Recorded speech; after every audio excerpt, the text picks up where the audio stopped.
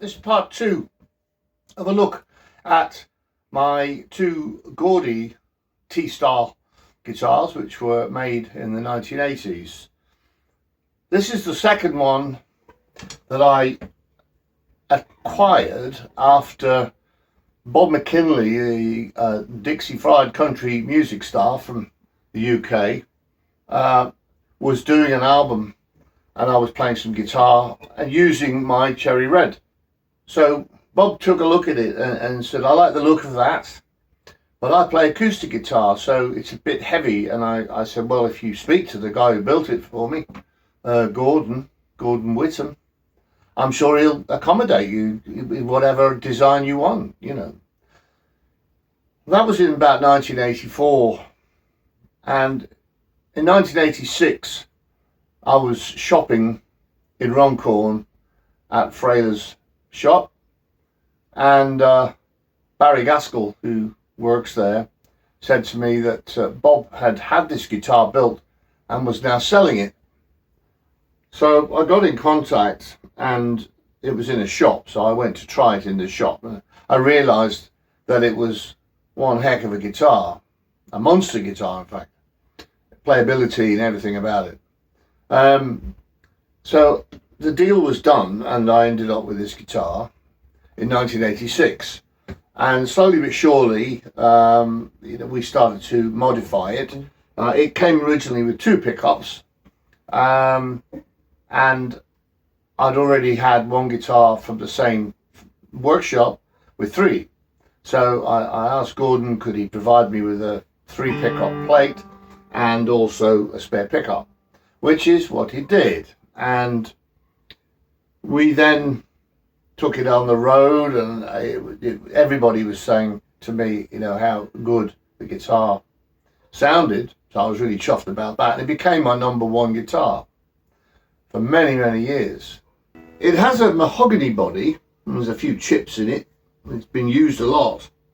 And the neck plate actually has a hole drilled in the back, where at one time I had a strap button there so that it hangs a little bit squarer to the body rather than the option for it to drift using the original position.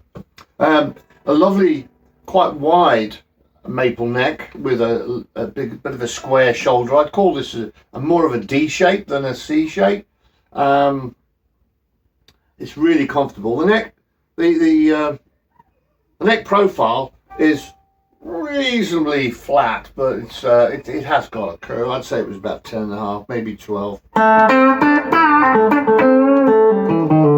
It's a long time ago, and the frets aren't particularly high, and they've been dressed a couple of times over the years, but basically these are the original frets. There's a couple of divots here. I probably don't use it all that much these days, but if I started to use it again regularly, I'd probably have these refretted, at least the first 5.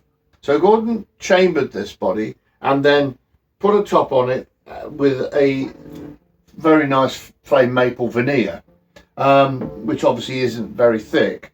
It has the same Schaller bridge with the roller saddles as my other Gordy guitar. And these pickups underwent some serious modifying in the late 80s.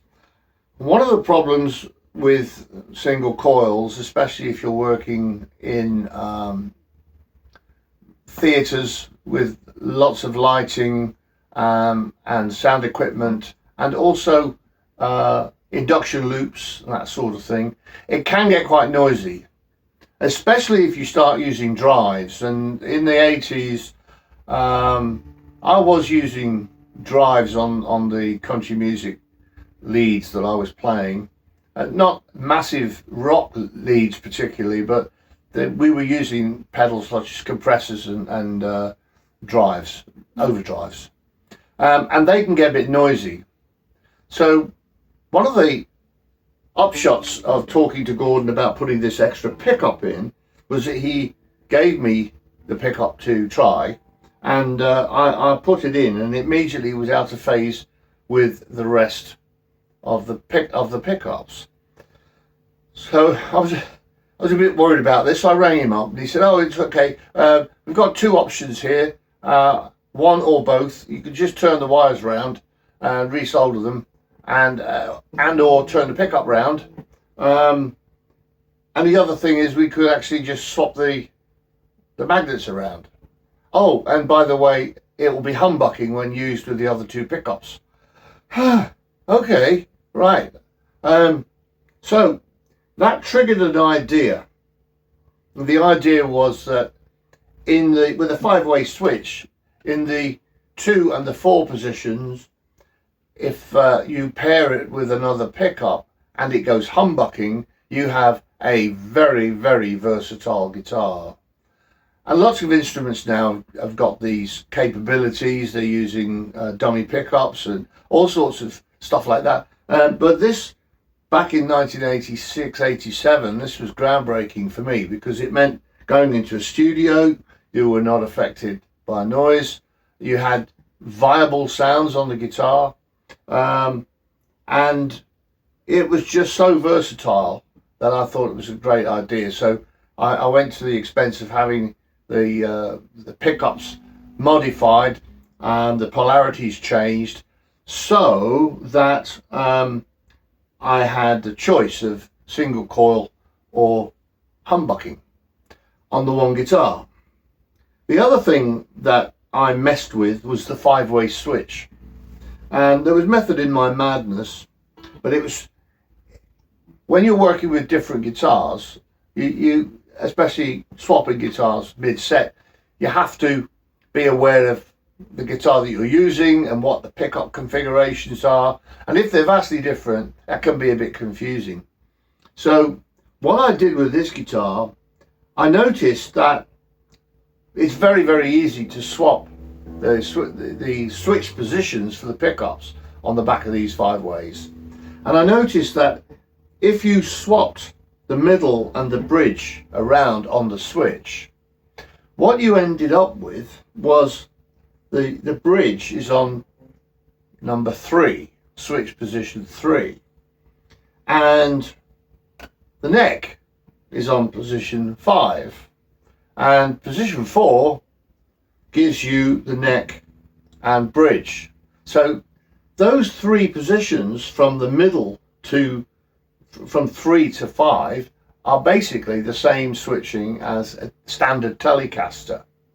So the additional middle pickup is on position 1, and position 2 gives you what I call the split position, the joint position between the mid and the bridge pickups.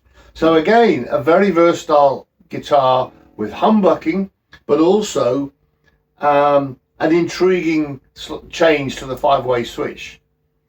And these days, of course, there are new switching options with 3-way switches, which give you 10 different switching options. So it just shows that even way back there in the 80s, we were still working together as player and luthier, trying to figure out ways and means of doing things that were making life a lot easier for me when I was going into the studio, or indeed playing on rather large stages with massive amounts of gear.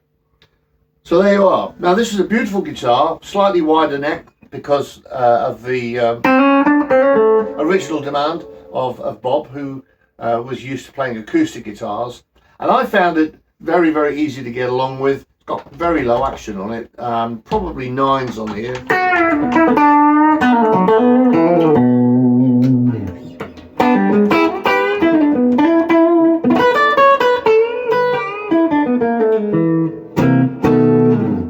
Now these are original Gordy pickups on this one, whereas the previous guitar that I played, the Cherry, that's got lace sensors on it. So because of the options that we built into the switching, this has never changed since 1986, 87.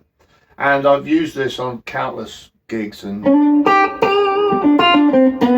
with Poacher and also with the Escape Committee, and it's still in great nick. I did at one time have a GK2 organisation on there for running a guitar synth, and it did rather scar the guitar in some ways with glue marks and stuff like that, but hey, that's just the scars that you get from just working with a guitar to give you all the options that you think you require for doing the job at any one time.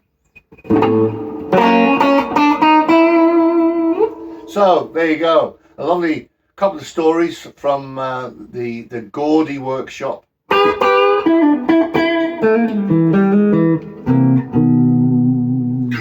there are many more out there as well, and we're coming across them lately on the second-hand market with the blue shift and the red shift designs, and some of these crosscasters they got christened as crosscasters. I'm not quite sure who christened them, but they're coming onto the market now, and they're finding their way back into the population.